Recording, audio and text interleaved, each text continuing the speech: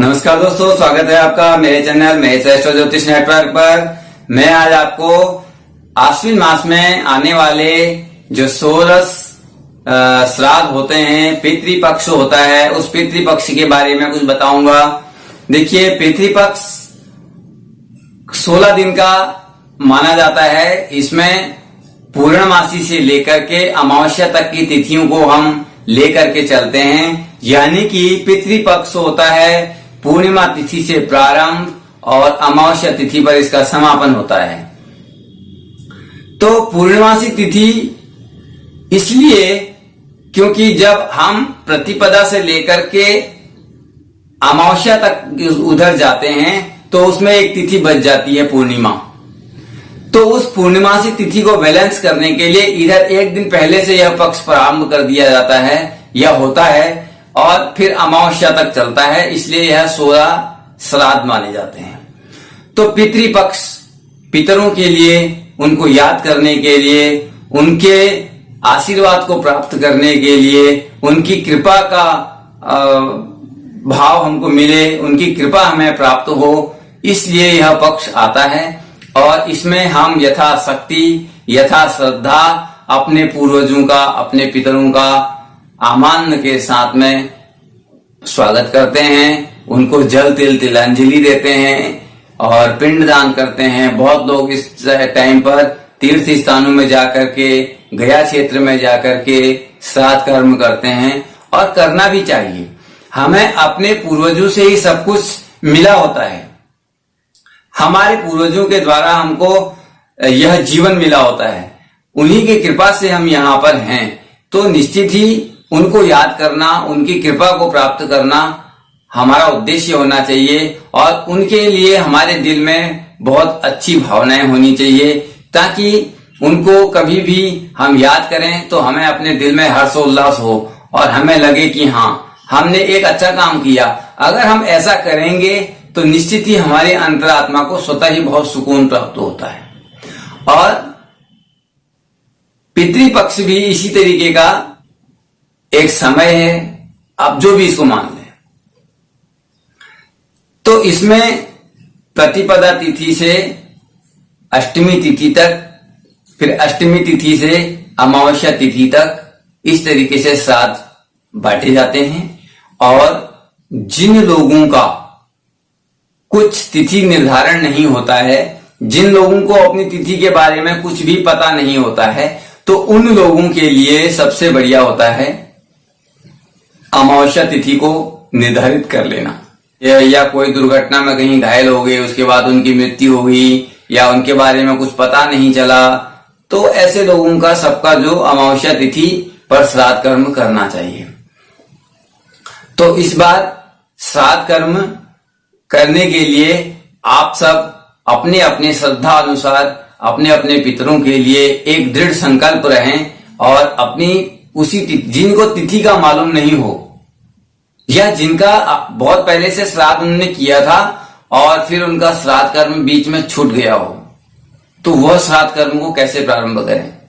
अब ऐसा नहीं है कि आपका छूट गया तो आप सीधे ही प्रारंभ कर सकते हैं, ऐसा नहीं होता। आप अपने श्राद्ध कर्म को पुनः उसी तिथि पर करने के लिए, उसी तिथि पर रखने के लिए, या तो आपको हरिद्वार से वह श्राद्ध प्रारंभ करना पड़ेगा, या फिर आप गया जी या आपके आसपास में जो भी तीर्थ है वहां जाकर के उसको आप प्रारंभ करें।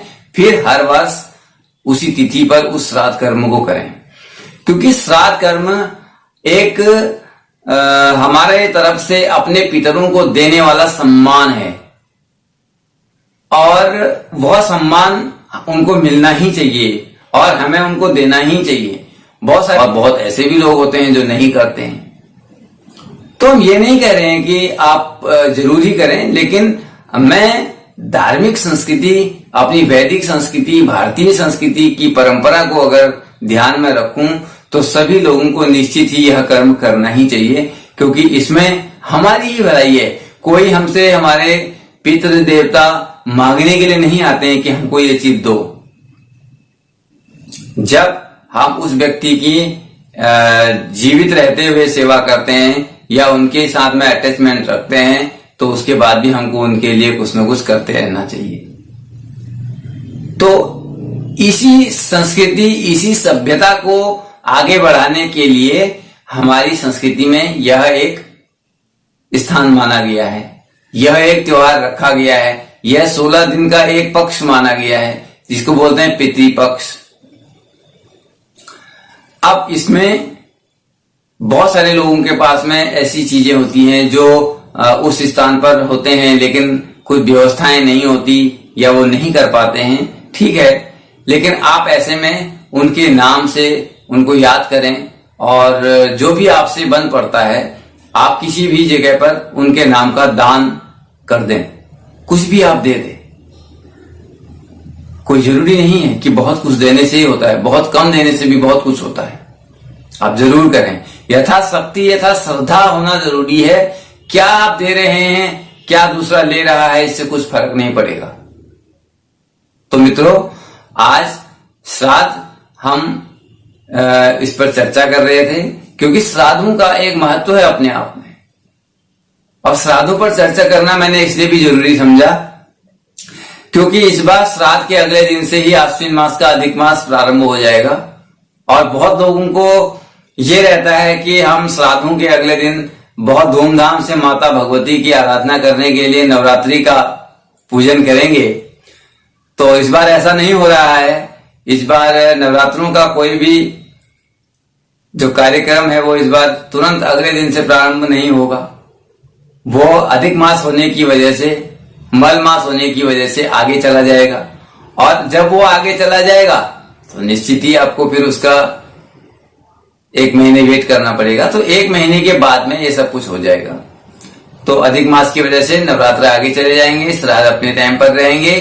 देवशयनी एकादशी से लेकर के देवोत्थानी एकादशी तक चातुर्मास माना जाता है, और देवोत्थानी एकादशी से देवोत्थानी एकादशी या देव प्रबोधिनी एकादशी तक चतुर्मास माना जाता है। तो इस बीच में वैसे भी शुभ कार्य नहीं होते हैं।